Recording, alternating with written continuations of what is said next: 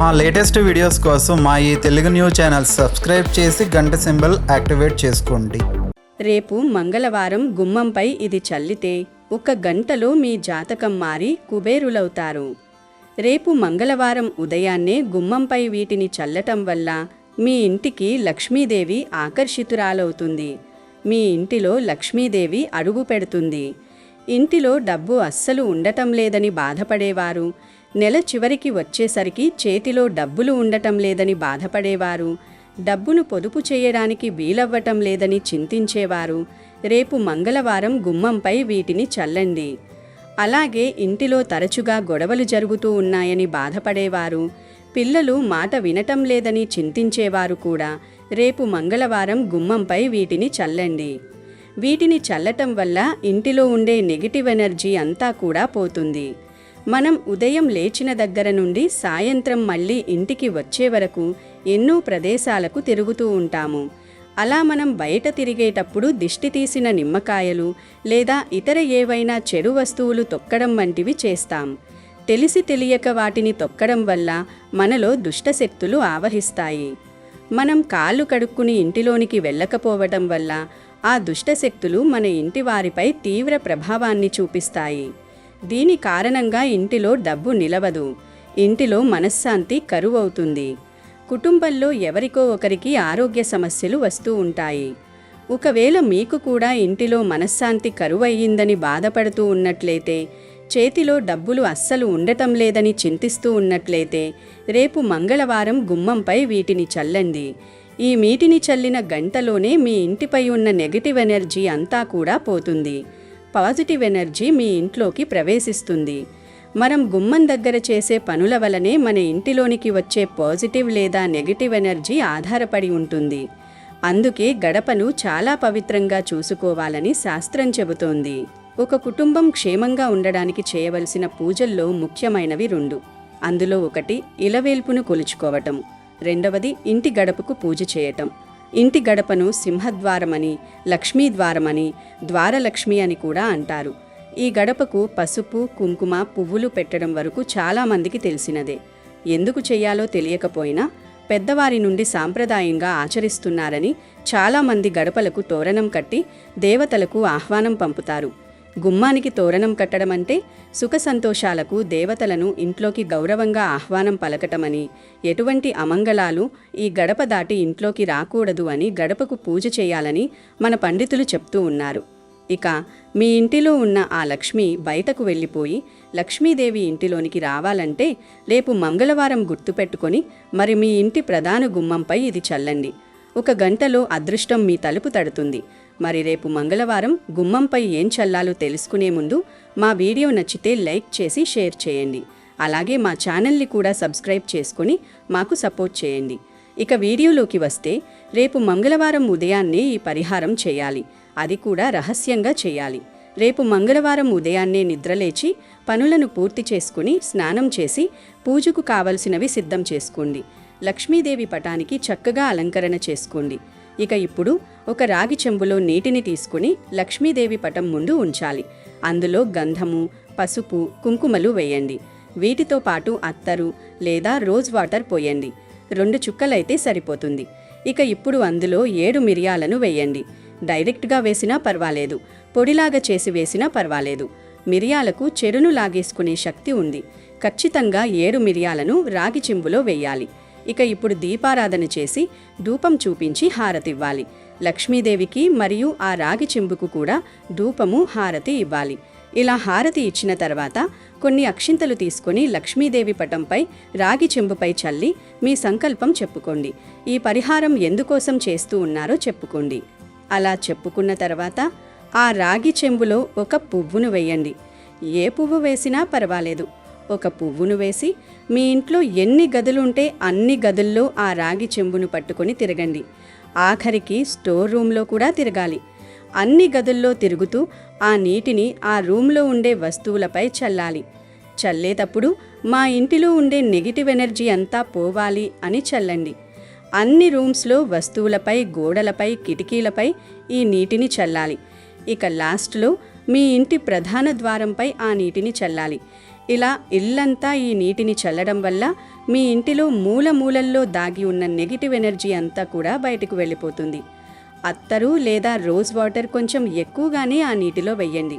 ఎందుకంటే ఎక్కడైతే మంచి సువాసన ఉంటుందో అక్కడ ఆ లక్ష్మి ఉండదు. మంచి సువాసన ఉండే ఇంటిలో లక్ష్మీదేవి పీట వేసుకుని కూర్చుంటుంది.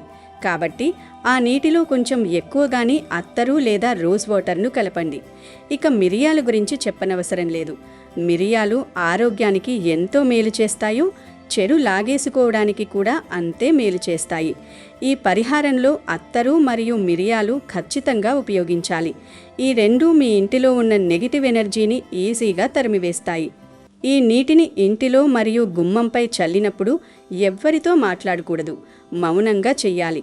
ఈ పరిహారం చేస్తున్నట్లు ఎవ్వరికీ చెప్పకూడదు. ఇక ఆ చెంబులో మిగిలిన నీళ్లను గుమ్మం బయటి వైపు ఉంచేయాలి. ఇక మరుసటి రోజున ఆ నీటిని ఏదైనా చెట్టు మొదట్లో పోసేయండి. ఆ తర్వాత ఆ చెంబును శుభ్రంగా కడుక్కోవాలి. స్నానం చెయ్యకముందే ఆ నీటిని బయటపడేయాలి.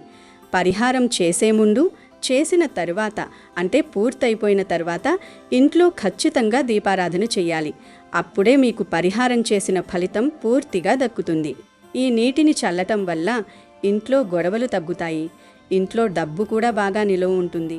అన్ని సమస్యలు తీరిపోతాయి. ప్రతి మంగళవారం ఇలా ఈ నీటిని గుమ్మంపై చల్లితే ఇక మీ జీవితంలో సమస్యలనేవి ఉండవు. మరి తెలుసుకున్నారు కదా, రేపు మంగళవారం ఇంటి ప్రధాన గుమ్మంపై ఏమేవి చల్లాలి అని మనం వీడియోలో చెప్పుకున్నాము. వాటన్నింటినీ కూడా ప్రతి ఒక్కరూ కూడా చల్లండి. లక్ష్మీదేవిని మీ ఇంటికి ఆకర్షితురాలిని చేసుకోండి. ఆనందంగా జీవించండి. ఆర్థిక పరంగా వృద్ధి చెందండి. మన సాంప్రదాయంలో గుమ్మానికి ఎంతో ప్రాధాన్యత ఉంది. ఇంట్లోకి లక్ష్మీదేవి రావాలంటే, ఇల్లు సిరి సంపదలతో తులతూగాలంటే లక్ష్మీదేవి రావడానికి ఉండవలసిన అనుకూలమైన వాతావరణం మన ఇంట్లో ఉండాలి. అప్పుడే లక్ష్మీదేవి ఇష్టంగా మన ఇంట్లో అడుగు పెడుతుంది.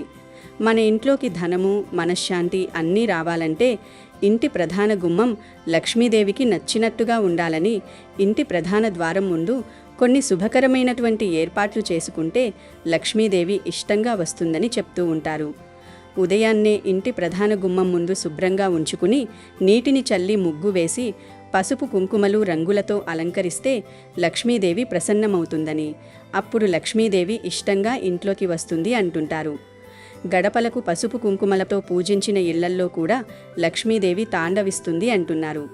లక్ష్మీదేవికి ఇష్టమైన కలువ పువ్వులను గుమ్మాలకు అటూ ఇటూ పెడితే లక్ష్మి ఇంట్లో తాండవిస్తుంది అని, ఒకవేళ కలువ పూలు దొరకపోయినా నిత్యం ఏవైనా పూలను గుమ్మం వద్ద అలంకరణగా పెడితే లక్ష్మీదేవి ఇష్టపడుతుంది అని చెప్తూ ఉన్నారు. కనుక ప్రతి ఒక్కరూ ఈ విధంగా చేసుకుని లక్ష్మీదేవి అనుగ్రహాన్ని పొంది ఆనందంగా జీవించండి. ఇక చివరగా ఒక పవిత్ర కథను విందాము. అడవిలో ఒక మగనెమలి ఇంకా ఒక ఆడనెమలి కలిసి నివసిస్తూ ఉన్నాయి. అవి రెండూ కూడా అడవిలో చాలా సంతోషంగా ఉన్నాయి. ఒకరోజు ఆడనెమలి ఇలా అంటుంది, నేను ఇక్కడ నుంచి వెళ్ళాలని అనుకుంటున్నాను. ఎక్కడైతే ఎక్కువగా నెమళ్ళు ఉంటాయో అక్కడికి వెళ్దామని అనుకుంటున్నాను అని అంటుంది. అది విని మగనెమలి, నువ్వు అక్కడికి వెళ్ళినట్లయితే గొడవలు జరుగుతాయి అని అంటుంది. మనమిద్దరము ఈ అడవిలో ఎంత సంతోషంగా ఉంటున్నామో మనకు ఇప్పుడు అక్కడికి వెళ్ళవలసిన అవసరం ఏముంది అనగానే ఆడనెమలి గొడవ చేయటం ప్రారంభించింది. ఆడనెమలి వెళదాము అని గొడవ చేసేసరికి మగనెమలి సరే వెళ్దాం అని అంది. ఇక ఆ రెండు నెమళ్ళు కలిసి ఒక నగరానికి వచ్చాయి. ఆ నగరంలోని రాజు పశుపక్షులు మాట్లాడుకునే మాటలను చాలా సులభంగా అర్థం చేసుకోగలిగేవాడు. ఆ రాజు అన్ని పక్షుల మాటలను అర్థం చేసుకునే విద్యను నేర్చుకున్నాడు. ఆ ఆడనెమలి, మగనెమలి ఆ నగరంలోనికి వచ్చాయి. ఒకరోజు రాజు తన రాణితో ఇలా అన్నాడు, నాకు చాలా ఆకలిగా ఉంది, భోజనం పెట్టు అని అడుగుతాడు. రాణి పంచభక్ష పరమాన్నాలు వండి ఒక చేతితో మంచినీళ్లు పట్టుకొని ఇంకొక చేతితో భోజనం ప్లేట్ తీసుకొని రాజుగారి దగ్గరకు వచ్చింది. రాజుగారి ఎదురుగా ఉంచింది. రాణి భోజనం ప్లేట్ తీసుకొని వచ్చేటప్పుడు ఒక అన్నం మెతుకు కింద పడిపోయింది. అక్కడ కొన్ని చీమలు వచ్చాయి. ఒక చీమ అన్నం మెతుకు తీసుకొని అక్కడి నుండి వెళ్ళిపోయింది. రాజుగారు అదంతా చూస్తూ ఉన్నారు. ఆ చీమ దగ్గరకు వెంటనే ఒక పెద్ద చీమ వచ్చింది. పెద్ద చీమ చిన్న చీమను నువ్వు మళ్ళీ వెళ్ళి ఆ రాజుగారి ప్లేట్లో నుండి వేరే అన్నం మెతుకుని తీసుకుని రమ్మని చెప్తుంది. ఆ మాటలను రాజు వింటూ ఉన్నాడు. ఎందుకంటే రాజు ప్రతి పశుపక్షుల మాటలను కూడా అర్థం చేసుకోగలడు. చిన్న చీమ అంటుంది, నేను వెళ్ళను. రాజుగారు నన్ను చూసినట్లయితే రాజు నన్ను చంపేస్తాడు. ఇంకొక చీమ అంటుంది, నువ్వు వెళ్ళు అని. రాజు ఆ రెండిటినీ కూడా గమనిస్తూ ఉన్నాడు. చీమల రెండిటికి కాసేపటికి అర్థమయ్యింది రాజు తమ మాటలను అర్థం చేసుకుంటున్నాడు అని. రాజుగారు మనం చెప్పే మాటలను విన్నారు, అందువలనే ఆయన మనల్ని చూస్తున్నారు అని ఒక చీమ ఇంకొక చీమతో అంటుంది. రాజుగారు మన మాటలను విని ఉంటే రాజుగారు ఆ మాటలు వేరే వారెవరికైనా సరే చెప్పినట్లయితే రాజు రాయిగా మారిపోతాడు అని చెప్తుంది. రాజుగారు చీమలనే మాటలను విని నవ్వుకుంటూ ఉన్నారు. అది విన్న రాణి వంటగదిలో నుండి బయటకు వచ్చింది. వంటగదిలో నుండి వచ్చేసరికి రాజు నవ్వుకుంటూ ఉంటాడు. రాణి చూసింది. రాణి రాజుగారి దగ్గరకు వచ్చింది. మహారాజా, నా వల్ల ఏమైనా తప్పు జరిగిందా? ఎందుకు మీరు ఇంతలా నవ్వుతున్నారు అని అడిగింది. రాజుగారు రాణితో ఎలా అంటున్నారు, అలా ఏమీ లేదు, నవ్వడానికి కారణమేమీ లేదు, మామూలుగానే నవ్వొచ్చింది అని. కానీ రాణి ఊరుకోలేదు. నాకు మీరు ఇప్పుడు చెప్పాలి అని గొడవ చేసింది. మీరు నాపైన నిజంగా స్వచ్ఛమైన ప్రేమను చూపిస్తూ ఉంటే, నన్ను రాణిగా భావిస్తూ ఉంటే మీరు ఇది చెప్పవలసిందే. మీరు ఎందుకు నవ్వుకుంటున్నారు అనగానే రాజుగారు ఇలా ఆలోచించాడు. నేను ఈ విషయమును రాణికి చెప్పాను అంటే నేను రాయి అయిపోతాను. ఒకవేళ నేను రాణికి చెప్పకపోతే రాణికైనా నాపై విశ్వాసం ఉండదు అని అనుకుంటాడు. రాజు రాణితో ఇప్పుడు ఆ మాటలను చెప్పాను అంటే నువ్వు తర్వాత పశ్చాత్తాపడతావు అని చెప్తాడు. ఏమీ పర్వాలేదు చెప్పమని అడుగుతుంది. సరే, నువ్వు నేను ఎంత చెప్పినా వినటం లేదు కాబట్టి పద ఏదైనా అడవిలోనికి వెళదాము, అక్కడ నేను నీకు ఈ విషయాన్ని చెప్తాను అని అంటాడు. రాజు రాణి ఇద్దరూ కూడా రథం పైన అడవిలోనికి వెళతారు. అడవిలోనికి వెళ్ళగానే జరిగిందంతా కూడా రాణికి చెప్పటం ప్రారంభిస్తాడు. ఎలా అయితే రాజు కొద్ది కొద్దిగా మాటలు రాణికి చెప్తున్నాడు, అలాగే రాజు మెల్లమెల్లగా రాయిలాగా మారిపోతూ ఉంటాడు. రాజు సగం విషయం చెప్పేటప్పుడు సగం రాయిగా మారిపోయాడు. రాజు పూర్తి విషయం చెప్తాడు. రాజు పూర్తిగా రాయిలాగా మారిపోతాడు. రాణి చేసిన గొడవ వల్ల, రాణి మాట వినకపోవటం వల్ల రాజు రాయిలాగా మారిపోయాడు. రాణి ఏడవటం ప్రారంభించింది. రాజు రాయిలాగా మారిపోవటం చూసి రాణి అక్కడే కూర్చుని తల పట్టుకుని ఏదైనా జీవ జంతువులను సహాయం చేయమని అర్థిస్తోంది. అదంతా కూడా ఆ రెండు నెమళ్ళు అక్కడి నుండి చూస్తూనే ఉన్నాయి. రాణి బాధను చూసి రెండు నెమళ్లకు జాలి కలిగింది.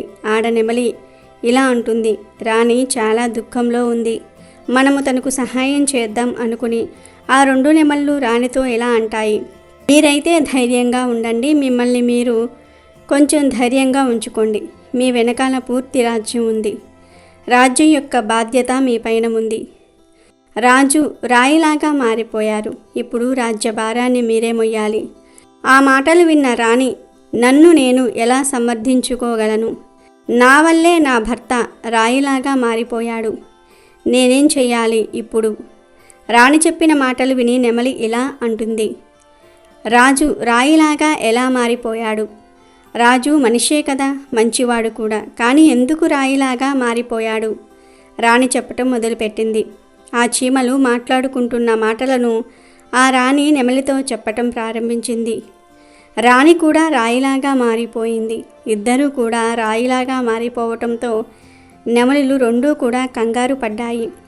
రెండు నెమళ్ళు చాలా దుఃఖంలో ఉన్నాయి. ఈ విపత్తు ఇప్పుడు మన పైకి కూడా రాబోతుంది. ఆ చీమల వల్ల రాజు రాయి అయిపోయాడు. ఆ చీమల మాటల వల్లే రాణి కూడా రాయిగా మారిపోయింది. ఇప్పుడు మనం ఆ మాటలను ఎవరికైనా చెప్పామంటే మనం కూడా రాయిలాగా మారిపోతాము. అందుకే మనమిద్దరము ఎక్కడికైనా దూరంగా వెళ్ళిపోదామని అంటుంది. తాము ఎక్కడికి వెళ్ళినా సరే ఇది మనల్ని విడిచిపెట్టదు. తెలుసో తెలియకో మన నోట్లో నుండి ఎప్పుడైనా ఈ మాటలు బయటకు వచ్చాయి అంటే మనం కూడా రాయిలాగా మారిపోతాము. అదే తలుచుకుంటూ చాలా దుఃఖంలో ఉన్నాము. రాత్రి పగలు కూడా ఆ దుఃఖమే వాటిని పట్టి పీడిస్తోంది.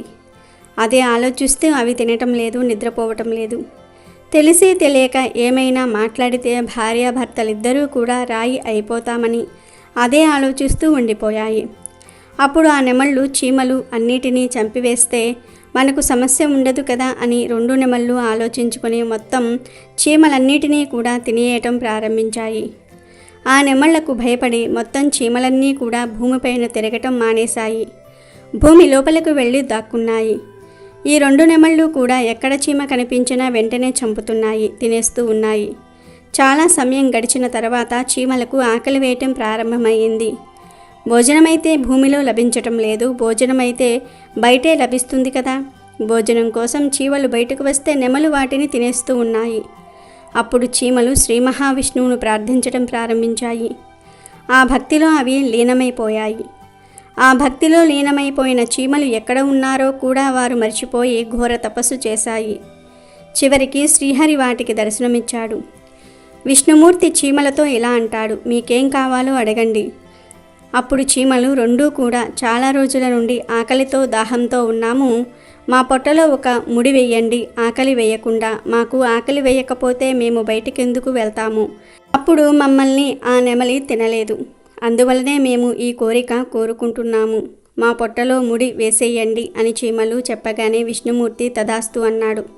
ఇక ఇప్పుడు చీమలకు ఆకలి వేయకుండా ముడి పడిపోయింది. ఈ రోజుకి కూడా చీమల కడుపులో ముడి వేయబడే ఉంది. చీమలకు పొట్టే లేకుండా పోయింది. అప్పుడు ఆ 2 చీమలు జంట విష్ణుమూర్తిని ఇలా అడుగుతున్నాయి, ముడైతే వేశారు గాని ఇప్పటికీ మేము నెమలి వల్ల భయపడుతూనే ఉన్నాము. నెమలి మా కోసం ఎదురు చూస్తూ ఉన్నాయి, ఇంకా భూమిపై కూర్చుని ఉన్నాయి. మమ్మల్ని చూస్తేనే అవి మమ్మల్ని చంపేస్తాయి. అప్పుడు విష్ణుమూర్తి మరియు చీమలు నెమలి ముందుకు వచ్చారు. విష్ణుమూర్తి నెమలితో ఇలా అంటున్నాడు, నువ్వు చీమలు తినటం మానేయి. ఇందులో చీమలకు ఏ దోషమూ లేదు, ఆ దోషమంతా రాజుదే. ఎందుకంటే ఆ రాజుకు జీవ జంతువుల మాటలను అర్థం చేసుకునే శక్తి కాకుండా వాటి రూపంలోనికి మారగలే శక్తి కూడా ఉంది. వాటి రూపం ధరించినట్లయితే ఆ రాజు పశుపక్షులతో సంభోగాన్ని కూడా చేయగలడు. అప్పుడు ఆ పశుపక్షులు గర్భధారణ కలిగినట్లయితే వాటిని వదిలేసి మనిషిలాగా మారిపోతాడు. రాజు తన మూర్ఖత్వం కారణంగానే తను రాయిలాగా మారిపోయాడు అని చెప్పాడు. మరి రాణి చేసిన దోషం ఏమిటి అని అడిగాయి నెమళ్ళు. తన భర్త పాపంలో తన భార్య కూడా బాగానే పాలు పంచుకుంది. అతని భార్య అతన్ని ఆపి ఉంటే తను అంత పెద్ద పాపాన్ని చేసేవాడు కాదు. అందువలనే అతని భార్య కూడా ఆ పాపంలో భాగాన్ని పంచుకుంది. అందువలన తను కూడా రాయిలాగా మారిపోయింది. శ్రీహరి చెప్పిన మాటలు విన్న తర్వాత నెమలి శ్రీ మహావిష్ణువును ఇలా అడుగుతుంది, ప్రభు, ఇప్పుడు మేము రాణి చెప్పిన మాటలను విన్నాము కదా, ఆ మాటలు ఎవరికైనా చెప్పినట్లయితే మేము రాయిలాగా మారిపోతామా అని అడుగుతుంది. శ్రీ మహావిష్ణువు ఇలా చెప్తున్నాడు, ఆ శాపము ఇక్కడతో సమాప్తం అయిపోయింది. మీరు ఎవరితో చెప్పినా ఎటువంటి ఇబ్బంది లేదు. మీరు ఈ విషయాన్ని ఎవరికైనా చెప్పవచ్చు. ఆ మాట వినగానే 2 కూడా చాలా సంతోషపడ్డాయి. శ్రీహరి విష్ణువు అంతర్ధానమయ్యాడు. 2 నెమళ్ళ ఆనందానికి అవధులు లేవు. పక్షులకు ఆనందం కలిగినట్లయితే అవి నాట్యం చేయటం ప్రారంభిస్తాయి. అలాగే నెమలి కూడా నాట్యం చేస్తుంది. నాట్యం చేస్తూ ఆ సంతోషంలో తన పాదాల వైపుకు చూసింది. పాదాలు పగిలిపోయి ఉన్నాయి. తన కాళ్లను చూసుకుని తను ఏడవటం ప్రారంభించింది. ఎంత అందంగా ఉండేవి, ఇప్పుడు నా పాదాలు ఇలా పగిలిపోయాయి. ఎంత వికృతంగా ఉన్నాయి. మొత్తం నా శరీరమంతా చాలా అందంగా ఉంది, అని నా కాళ్ళు మాత్రం ఇలా పగిలిపోయి సుందరతను కోల్పోయి ఉన్నాయి. నెమలి పాదాలు పగిలిపోవడానికి కారణము తను చీమలను తినటమే. తను చాలా చీమలను కొట్టి కొట్టి తిన్నది. ఆడ నెమలి కూడా తిన్నది, మగ నెమలి కూడా తిన్నది. ఇద్దరి పాదాలు కూడా పగిలిపోయాయి. ఇప్పటికీ కూడా ఎవరైతే మనుషులు చీమలను తింటారో వారి శరీరము ఇరుకుగా తయారవుతుంది, అందవిహీనంగా మారుతుంది. పాములు ఎక్కువగా చీమలు తింటూ ఉంటాయి. అందువలన తమ శరీరం అనేది ఊడిపోతూ ఉంటుంది. ఈ విధంగానే నెమలి పాదాలు కూడా పగిలిపోయాయి. తన కాళ్ళు హీనంగా తయారయ్యాయి. అది చూసి నెమలి ధారాళంగా ఏడుస్తూనే ఉంది. తన కంట్లో నుంచి నీళ్లు ధారలాగా వస్తూ ఉన్నాయి. ఆడనెమలి మొగనెమలికి ధైర్యం చెప్తుంది. కంటి నుండి వచ్చే నీటిని ఆపడానికి ప్రయత్నాలు చేస్తూ ఉంది, కానీ ఆపలేకపోయింది. నెమలికి చేతులు లేవు. తన నోట్లోనే ఒక్కొక్క కన్నీటి బొట్టును ఆపుతూ ఉంది. తన నోట్లో ఉంచుకునే ప్రయత్నాలు చేస్తూ ఉంది. నోట్లో ఉంచుకుంటుంది. ఈ విధంగా చాలాసార్లు ఆడనెమలి మగనెమలి కళ్ళల్లో వచ్చే నీటిని ఆపుతూ ఉంది. ఆ ఆడనెమలి చూపించే ప్రేమను చూసి శ్రీ మహావిష్ణువు మళ్ళీ దర్శనమిచ్చాడు. శ్రీ మహావిష్ణువు ఆ నెమళ్లతో ఇలా అంటాడు, మీ ప్రేమ ఎప్పుడూ కూడా ఇలానే ఉండాలి. మీరిద్దరూ ఎప్పుడూ సంతోషంగా ఉండమని ఆశీర్వాదాన్ని ఇస్తాడు. అందుకే ఇప్పటికీ కూడా నెమళ్ళు సంభోగం అనేవి చేయవు. నెమలి కంట్లో నుండి నాట్యం చేసేటప్పుడు నీరు వస్తూ ఉంటుంది. ఆ నీటి వల్లనే ఆడనెమలి పిల్లలను కంటుంది. అమెజాన్లో బెస్ట్ డిస్కౌంట్స్ కోసం వీడియో డిస్క్రిప్షన్లో లింకు ఉంది, చూడండి. అలాగే మా టెలిగ్రామ్ ఛానల్ సబ్స్క్రైబ్ చేసుకోండి.